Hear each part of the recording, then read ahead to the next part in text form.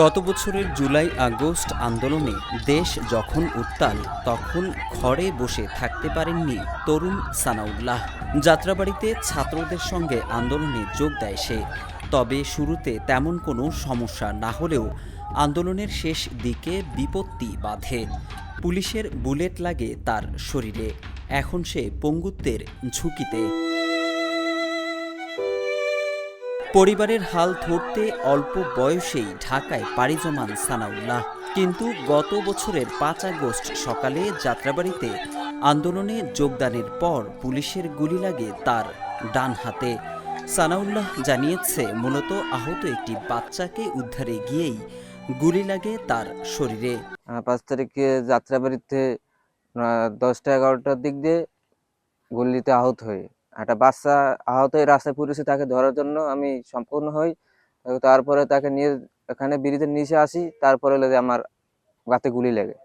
আমি থানাতে দেখে সোজা তাকায় দৌড় দিতেছি, আর কোন দিকটা এসে আমি নিজে করতে না, পুলিশে মারছে, এটা নিয়ে আমি সম্পূর্ণ গুলি লাগার পরে তারপরেও আমি কিছু মাথায় যে কি চলতেছে নিজে করছে না, চোখ খালি জ্বলতেছে। এরপর গেছি, ছাত্ররা নিয়ে গেছে মুগদা মেডিকেল হাসপাতাল নিয়ে গেছে।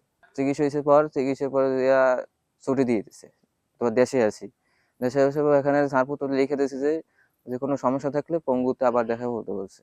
হাতে এখন হাতে ২ আঙ্গুলে খালি কাজ করে না, ২ আঙ্গুলে কাজ করে না। আর এখন এখানে ২বার অপারেশন হয়েছে। ৩ আঙ্গুলে সমস্যা ছিল, ২ আঙ্গুলে সমস্যা দেখা যাচ্ছে আবার। সানাউল্লাহ পিরোজপুর জেলার ইন্দুরকানী উপজেলার বাসিন্দা দিনমজুর সালাম হাওলাদারের ছেলে। তার বাবা জানিয়েছেন, চিকিৎসা করালেও এখনও পরিপূর্ণ সুস্থ হয়নি তার ছেলে। সচল হয়নি তার ডান হাতের 2টি আঙুল। মুগদা মেডিকেল নিয়ে ছাত্ররা ভর্তি করিয়া সেখানে ব্যান্ডেজ মোটামুটি করছে, করার পরে ঢাকা মেডিকেল নিয়ে গেছে আমার ছোট ভাই নেওয়ার পর ঢাকা মেডিকেল ভর্তি নেয়। 3টার পরে ঢাকা মেডিকেলে ভর্তি নেওয়ার পরে হাতে একটা এক্সরে করার পর রক্ত ছিঁড়ে গেছে। তখন ওইখান থেকে হৃদরোগ হসপিটালে সন্ধ্যা 7টা বাজে পাঠাবার পরে রাত্র 12টায় হৃদরোগে অপারেশন হয়েছে। অপারেশনের পরে 1 সপ্তাহ পর রিলিজ হয়েছে। ওইখান থেকে রিলিজের পরে আমি ডাক্তারে বললাম, স্যার আমার ছেলের তো হাতের সমস্যা আছে, আঙ্গুল তো কাজ করে না। কথা আপনি শোনে, আপনার পরিবর্তিত চিকিৎসা হবে নিউটরে পঙ্গুতে। পরে আমি পঙ্গু হাসপাতালে গেলাম। 1 সপ্তাহ 15 দিন পর গেছি। 15 দিন পর যাওয়ার পরে আপনার ওইখানে ডাক্তারে বলে যে এখন অপারেশন হবে না, অপারেশন একটা হয়ে গেছে, হাত তো ভালো হয় না, হাত তো কাঁচা, তাহলে আপনার ডিসেম্বরের 31 তারিখে অপারেশন হবে।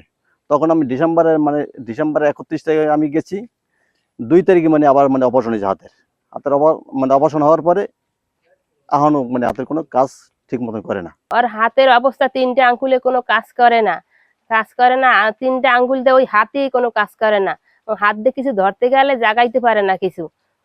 হাতে কোনো বল শক্তি পায় না, হাঁটতে দিয়ে থাকে, কোনো রক্ত চলাচলতি নাই, হাত ঠান্ডা হয়ে থাকে। তারপর কোনো পায় না, ওই হাতে কোনো জোর শক্তি, কোনো বল শক্তি কিছুই পায় না। আমরা দিন আনি দিন খাই। আমরা এখন 2টাই অপারেশন করাইছি, এখনো অপারেশন লাগবে। আমরা সেই অপারেশন চালাইতে পারি না, আমার অর্থ সম্পদ কম।